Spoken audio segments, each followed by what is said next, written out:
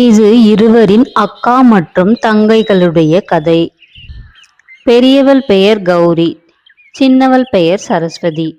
இவர்கள் இருவரும் சின்ன வயதினிலே கல்யாணம் செய்துக்கிட்டு இருந்தாங்க. சரஸ்வதி அந்த வீட்டு எஜமானியின் சொந்த மகள். அதனால பாக்கியம்மா ஒரு பணக்கார பையனை பார்த்து கல்யாணம் பண்ணி வச்சாங்க. ஆனா கௌரி பாக்கியம்மாளின் வளர்ப்பு மகள் ஆவாள். இதன் காரணத்தினாலேயே அவள் எப்பொழுதுமே கீழ்த்தரமாகவே நடத்தப்பட்டாள். அவளுக்கு ஒரு பெரிய கூலி செய்பவன் கூட கல்யாணம் செய்திருந்தாங்க. இங்க பாரு சரஸ்வதி, இன்னைக்கு நீ உன்னுடைய கணவர் வீட்டுக்கு போக போற. நீ போன பிறகு எனக்கு ரொம்ப கஷ்டமாக இருக்க போகுது. ஐயோ அம்மா, அத பத்தி எதுக்கு அவ்வளவு யோசனை பண்ணிட்டு இருக்கிற? நான் அப்ப வந்து உன்னை பார்த்துக்கிட்டு தான் போயிட்டு இருப்பேன். மேலும் நான் உடனே இப்ப ஒன்னும் போகல. அப்புறம் மத்தியானமா உங்க மருமகன் என்னை கூட்டிட்டு போக கார்ல வர்றாரு. அம்மா, எனக்கும் என் கணவரு என்னை இப்பவே வர சொல்லிருக்காரு. அவருக்கு வேலைக்கு போக வேண்டியதா இருக்காம். அதனால என்னை தனியாகவே வர சொல்லிட்டாரு. நான் போயிட்டு வரட்டுமா? அதுக்கு உன்னை யாரு இடுப்புல தூக்கி வச்சிட்டு இருக்கா? உன் புருஷன் வீட்டுக்கு வான்னு சொன்னா போய் தொலை. நீ இருக்கிறதும் ஒண்ணுதான், போறதும் ஒண்ணுதான். உன்ன மாதிரி திக்கு இல்லாதவங்க இருந்து என்ன பிரயோஜனம்? அம்மா சொன்னது சரிதான் அக்கா. உன் புருஷன்தான் கூலி வேலை பார்க்கிறவன். அந்த கூலிக்காரனிடம் இருந்து வேற என்ன எதிர்பார்க்க முடியும்? அவன் உன்னை கூட்டிட்டு போக வர முடியுமா? அதனால பேசாம நீயே போயிடு. சரஸ்வதி, அப்படியெல்லாம் பேச வேண்டாம். அவர் செய்யறது வேணா கூலி வேலையா இருக்கலாம். ஆனாலும் அவருக்கு உன் புருஷனை விட பெரிய மனசு அவருக்கு. பாத்தியா கௌரி, இந்த வேலைக்காரிக்கு ரொம்ப வாய் நீளுது. என் மக கிட்ட சரிக்கு சமமா பேசிட்டு இருக்கிறியா? முதல்ல இங்கிருந்து போய் தொலை. உன் புருஷன் ஒன்னும் வரப்போறது இல்ல. சும்மா நேரத்தை வீணடிக்காம இங்கிருந்து போ. சரி அம்மா, நான் போயிட்டு வரேன்.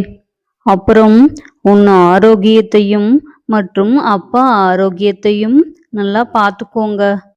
கௌரி வீட்டை விட்டு வெளியே வந்து வழியில நின்னுட்டு இருந்த ஒரு மாட்டு வண்டி ஓட்டுறவர்கிட்ட போனார்.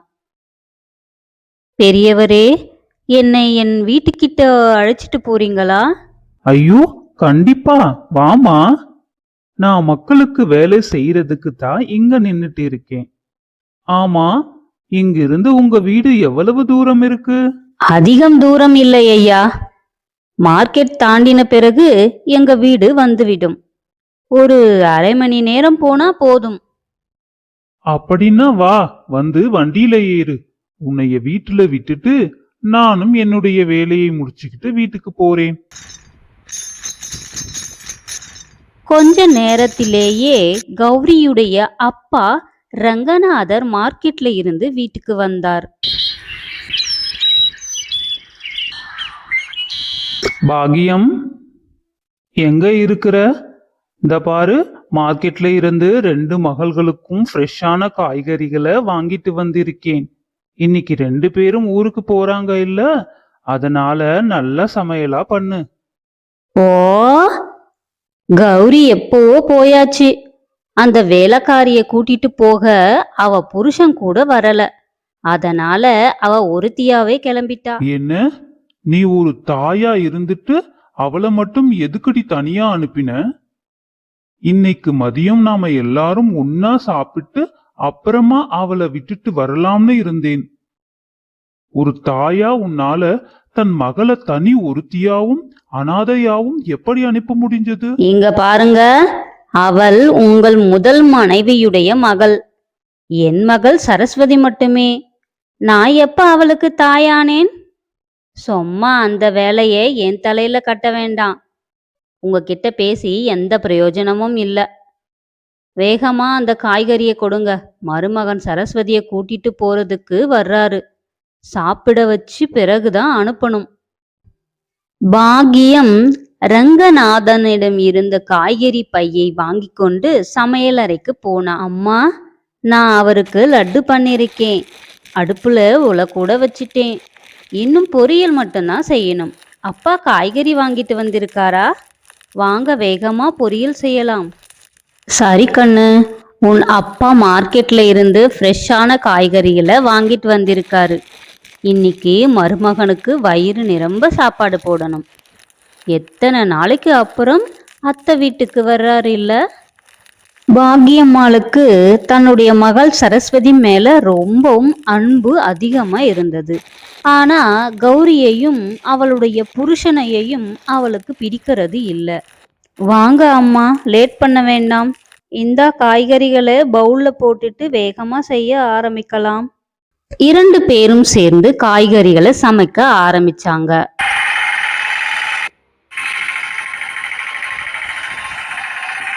ஏய் ரோஹித், வந்துட்டியா?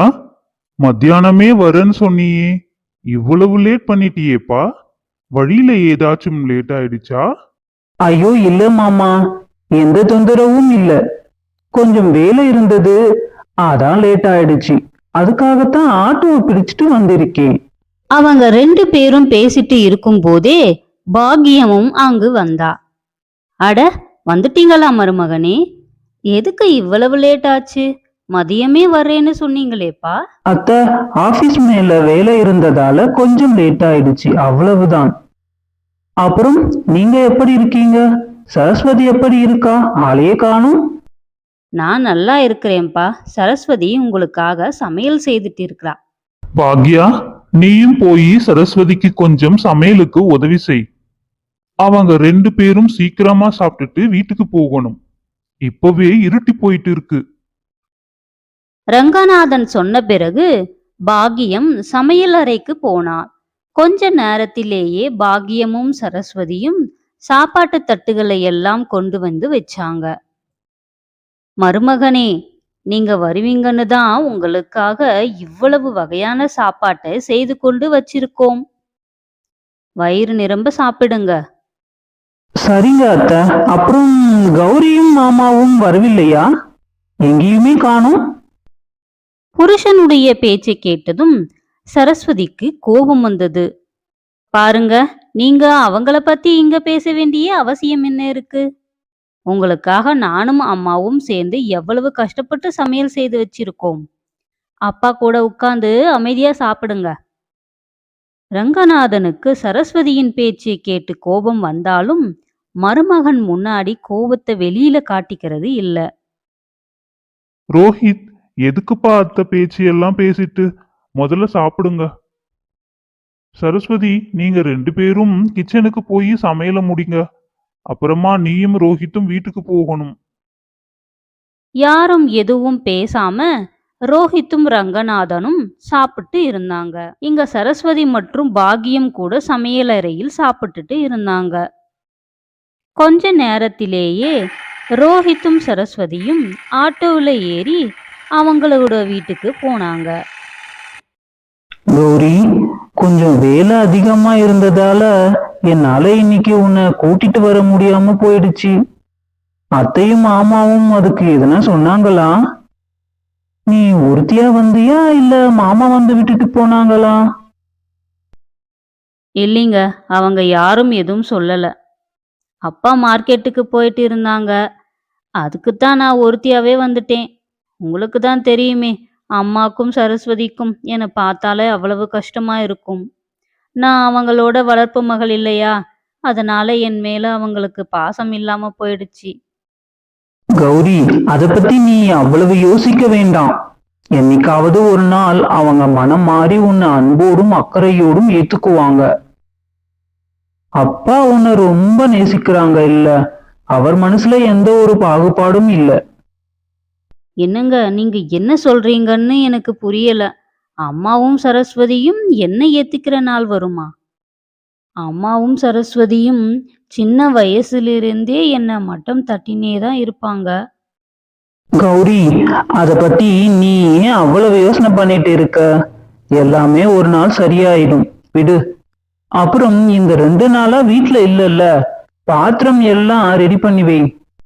நாளைக்கு நாம 2 பேரும் சந்தைக்கு போய் வீட்டுக்கு தேவையான பொருளை எல்லாம் வாங்கிட்டு வரலாம். சரிங்க. ஆனா நாளைக்கு உங்களுக்கு வேலை இல்லையா? வேலைக்கு போகலனா பணத்துக்கு கஷ்டமாயிடுமே. இல்ல கௌரி, நாளைக்கு வேலை எதுவும் இல்ல. நாளைக்கு ஃபுல்லா உன் கூட தான் இருப்பேன். இந்த 2 நாளா நீ இல்லாம ரொம்ப கஷ்டமா இருந்தது. இப்ப நீ வந்ததும் ரொம்ப சந்தோஷமா இருக்கேனா. அதெல்லாம் இருக்கட்டும். தினமும் வேலை செஞ்சு செஞ்சு டயர்டா இருப்பீங்க. நான் எல்லாத்தையும் சமைச்சு வச்சிருக்கேன். வாங்க முதல்ல சாப்பிடலாம். அடுத்த நாள் நித்தினும் கௌரியும் சந்தைக்கு போயிட்டு இருந்தாங்க. அங்க பாத்திரம் வாங்கும்போது கௌரியின் தங்கச்சியும் அவளது புருஷன் ரோஹித்தும் எதிர்ல பார்த்தாங்க. ஏ சரசு, நீ எங்க இந்த பக்கம்? ரோஹித் சார், உங்களை பார்த்து எத்தனை நாள் ஆகுது? எப்படி இருக்கீங்க? எல்லாரும் நல்லா இருக்கீங்களா? அக்கா, அந்த கடவுளோட அருளால எல்லாரும் நல்லா இருக்கும். அப்புறம் அக்கா, அன்னைக்கு நானும் இவளை கூட்டிட்டு போக உங்க வீட்டுக்கு வந்திருந்தேன். அப்போ நீங்க 2 பேருமே வரலையே, ஏன் அக்கா? இங்க பாருங்க ரோஹித், நாங்களோ கூலி வேலை செய்யறவங்க. நாங்க அத்தை மாமா வீட்டுக்கு வர்றதுக்கெல்லாம் எங்க நேரம் இருக்கு? ஒரு நாள் வேலைக்கு போகலனா கூட குடும்பத்தை பாத்துக்கிறது ரொம்ப கஷ்டமா போயிடுது. அதுக்குத்தான் கௌரி ஒருத்தியாவே வந்திருந்தா. இத கேட்டு சரஸ்வதிக்கு கோபம் வந்தது. அக்கா, எதுக்கு எப்ப பார்த்தாலும் என் வழியிலேயே குறுக்க வரீங்க? எனக்கு உங்களை பிடிக்கிறது இல்லைன்னு உங்களுக்கு தெரியலையா? உங்க மூஞ்சிய பார்த்தாலே அன்னைக்கு நாள் பூராவுமே வீணா போயிடுது. அதுவும் இன்னைக்கு உன் கூட இந்த கூலிக்கார புருஷனை வேற கூட்டிட்டு வந்திருக்க. சரஸ்வதியோட பேச்ச கேட்டதும் கௌரியோட மனசு ரொம்ப கஷ்டமா போயிடுச்சு. நித்தினுக்கு கூட மனதுக்குள்ள கோபம் வந்தாலும் அதை வெளியே காட்டிக்காம அமைதியாவே இருந்தான். சரசு, எதுக்கு அப்படி பேசுற? நான் உன்னோட அக்கா இல்லையா? என் மேல எதுக்கு உனக்கு இவ்வளவு ஆவேசம்? அக்காவா? நீ எப்பத்துல இருந்து எனக்கு அக்காவா ஆன? உனக்கு எவ்வளவு சொன்னாலும் பிரயோஜனமே இல்ல. இங்க சந்தையில வந்து காமெடி பண்ணிட்டு இருக்காத. எங்களை நிம்மதியா ஷாப்பிங் பண்ண விடு. இங்கிருந்து போய் தொலைங்க. கௌரி எதுவும் சொல்லாம அங்கிருந்து அவளுடைய புருஷன் கூட போயிட்டா. வழியில போகும்போது கௌரியோட தாத்தாவை பார்த்தா. அவர் ரொம்ப விரக்தியா நின்னுட்டு இருந்தார். தாத்தா, எதுக்கு இப்படி சோகமா நின்னுட்டு இருக்கீங்க? என்ன ஆச்சு? என்னத்த சொல்ல மகளே, இந்த ஆட்டோ ரிக்ஷா வந்த பிறகு என்ன மாதிரி வண்டி வச்சுக்கிட்டு இருக்கிறவங்களை எல்லாம் திரும்பி கூட பார்க்கறது இல்ல. இன்னைக்கு 1 ரூபா கூட சம்பாதிக்க முடியல. வீட்ல மளிகை சாமான் கூட இல்ல. இத பத்தி தான் யோசிச்சுட்டே இருந்தேன். கௌரி, இவர் யாரு? எனக்கு யாருன்னே தெரியலையே. இவரு தாங்க என்ன அன்னைக்கு வீடு வர கொண்டு வந்து விட்டாரு. அப்படியா? பாவம், இவரோட நிலைமைய பார்த்தா ரொம்ப கஷ்டமா இருக்கு. இன்னைக்கு நமக்கு தேவையான பொருட்களை எல்லாம் வாங்கிட்டு வந்தோம் இல்ல, அதுல பாதி இவருக்கு கொடுத்துடலாம். அது இவருக்கு ரொம்ப உதவியா இருக்கும். நானும் இதை தாங்க மனசுல நினைச்சேன். தாத்தா, உங்ககிட்ட இருக்கிற பையில எங்களோட மளிகை பொருட்களை கொஞ்சம் எடுத்துக்கோங்க. அவங்க மளிகை பொருட்களை கொடுத்ததும் அவரு ரொம்ப சந்தோஷப்பட்டாரு. பசங்களா, உங்களோட மனசு ரொம்ப பெருசு. நீங்க உதவி செய்யாமல இருந்திருந்தா எங்க வீட்ல இருக்கிறவங்க எல்லாரும் பட்டினியா இருந்திருப்பாங்க. உங்களுக்கு கடவுள் நல்லதே செய்வாரு. ரோஹித் தன்னோட மனைவிக்கு புத்தி சொல்லிட்டு இருந்தாரு. சரஸ்வதி, எனக்கு ஒண்ணு புரியவே இல்லை. உன்னோட அக்காவை பார்த்தா எதுக்கு அவ்வளவு கோவப்படுற? அவள் வளர்ப்பு மகளா இருந்தாலும் அவள் உன் கூட சேர்ந்து வளர்ந்துவதானே. இவ்வளவு கோவம் நல்லதுக்கு இல்ல. இங்க பாருங்க, நீங்க கூட அந்த கூலிக்காரனை போல பேச வேண்டாம். அந்த அனாதை மேல உங்களுக்கு என்ன அவ்வளவு அக்கறை? அவங்க கூட நான் என்னைக்குமே சேர மாட்டேன். வீட்ல ரங்கநாதன் ஒருத்தரா உட்கார்ந்துட்டு யோசிச்சுட்டு இருந்தாரு. என்னோட மனைவியும் சரஸ்வதியும் எதுக்கு இவ்வளவு ஆவேசப்படுறாங்கன்னு எனக்கே தெரியல. நான் நித்தினை பார்த்து கண்டிப்பா உண்மைய சொல்லணும் அப்படின்னு நினைச்சிட்டு யோசிச்சுட்டே இருந்தாரு. பாக்கியமும் அப்ப அங்க வந்தா. என்னங்க, தனியா உட்கார்ந்துட்டு என்னத்த யோசனை பண்ணிட்டு இருக்கீங்க? ஒண்ணுமில்ல பாக்கியம், நாளைக்கு ஒரு வாட்டி கௌரி வீட்டுக்கு போயிட்டு வரலாம்னு நினைச்சிட்டு இருக்கேன். அவளை அன்னைக்கு பார்க்காமயே போயிட்டேன்ல. ஓ, அந்த அனாதை வீட்டுக்கு போக அவ்வளவு ஆசையா? அதுக்கு பதில் சரசோட வீட்டுக்கு போகலாம் இல்ல? ரங்கநாதன் எந்த ஒரு பதிலும் பேசாம அமைதியாவே இருந்தாரு. மறுநாள் ரங்கநாதன் கௌரியோட வீட்டுக்கு போனாரு. கௌரி சமையல் அறைக்கு போனதும் நித்தினிடம் பேச ஆரம்பிச்சாரு. இங்க பாருங்க நிதின், இப்போ எல்லாரும் தெரிஞ்சுக்க வேண்டிய அவசியம் வந்துடுச்சு. உன்னை பத்தின உண்மையே சொல்லலன்னா என் பொண்டாட்டி என் மகள் கௌரிக்கு எந்த ஒரு மரியாதையும் கொடுக்க மாட்டா. எத்தனை நாளைக்கு தான் இன்னும் இந்த கூலிக்கார வேஷத்திலே இருப்ப?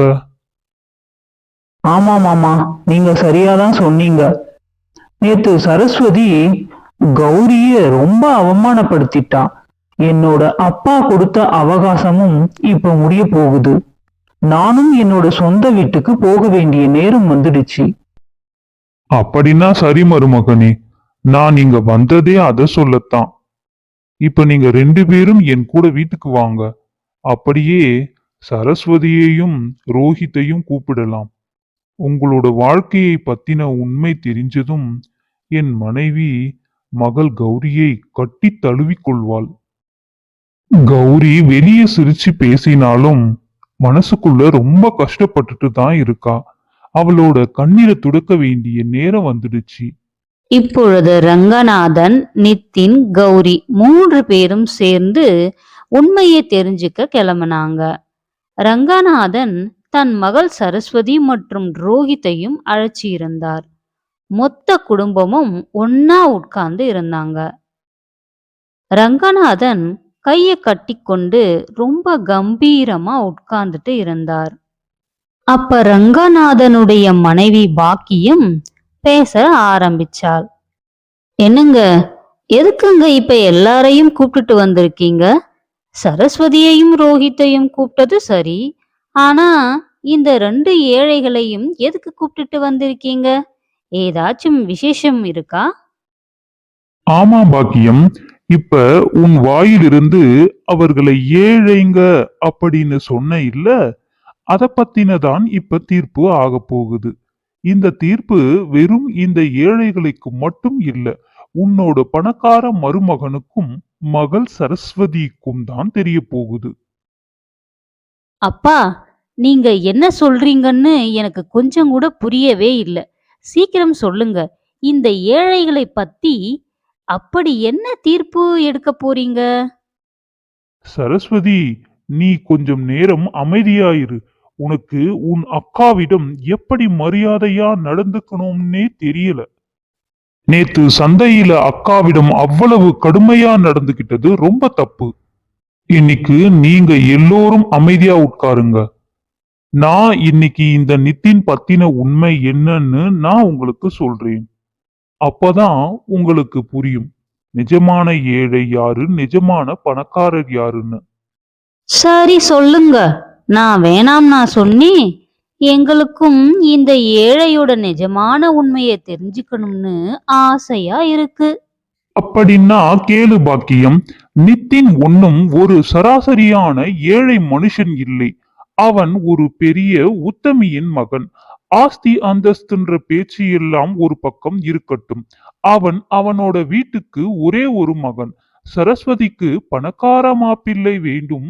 ஆனா கௌரிக்கு ஒரு ஏழையாக இருந்தாலும் பரவாயில்லை. நீ என்கிட்ட சொல்லும்போது நான் உன்ன மாதிரி எந்த ஒரு பாகுபாடும் செய்யலை. ஏழை பணக்காரங்கன்ற வித்தியாசமும் நான் பார்க்கல. என் 2 மகள்களுக்கும் நல்ல குணமுள்ள பையன்களா மட்டும் இருந்தா போதும்னு தான் நான் நினைச்சேன். ஒருவேளை இந்த நித்தின் அவ்வளவு பெரிய பணக்காரனாய் இருந்தா அந்த பழைய குடிசை வீட்ல எதுக்கு இருக்கிறான்? அரண்மனை மாதிரியான வீட்ல இருக்க வேண்டியதுதானே. அதுக்குத்தான் நான் சொல்ல வர்றத கேளு. நித்தினுக்கு அவரோட அப்பாவோட நிபந்தனை ஒண்ணு இருந்துச்சு. அந்த காரணத்துக்காகத்தான் கொஞ்ச வருஷத்துக்கு நித்தின் எளிமையான வாழ்க்கையோட பாடத்தை கத்துக்க விட்டுட்டு போயிருக்கிறார். எதுக்குன்னா அவர் கூட ரொம்ப கஷ்டப்பட்டு தான் இந்த ஒரு இடத்துக்கு வந்திருக்கிறார். அதுக்குத்தான் அவர் அப்பா நித்தினுக்கு இப்படி ஒரு வார்த்தைய சொன்னாரு. மகனே, என்னை பத்தி உனக்கு நல்லாவே தெரியும். நான் பட்ட கஷ்டத்தை நீயும் கண்டிப்பா தெரிஞ்சுக்க வேண்டும். நேரா வந்து என்னோட பிசினஸ பார்த்துக்கோன்னா வாழ்க்கையோட விலைய உன்னால புரிஞ்சிக்க முடியாது. நம்ம வீட்டுக்கு வரும் மருமகள் நம்மளோட ஆஸ்தி அந்தஸ்தை பார்த்து வரக்கூடாது. நீ கொஞ்ச காலத்துக்கு ஏழையா இருந்து பழகு. வாழ்க்கைய பத்தி முழுசா புரிஞ்சிக்கோ. உன்னை காதலிக்க கூடிய நல்ல மனசு இருக்கிற ஒரு பெண்ணை கல்யாணம் பண்ணிக்க. எப்போ உனக்கு வாழ்க்கையோட பாடம் புரியுதோ அப்ப நீ மருமகளை கூட்டிட்டு வீட்டுக்கு வா. சரிங்கப்பா, நீங்க சொல்ற மாதிரியே செய்றேன். நானும் உங்கள் மகள் தானே. உங்களோட கஷ்டமான வாழ்க்கை அனுபவம் எனக்கும் வேணும் தானே.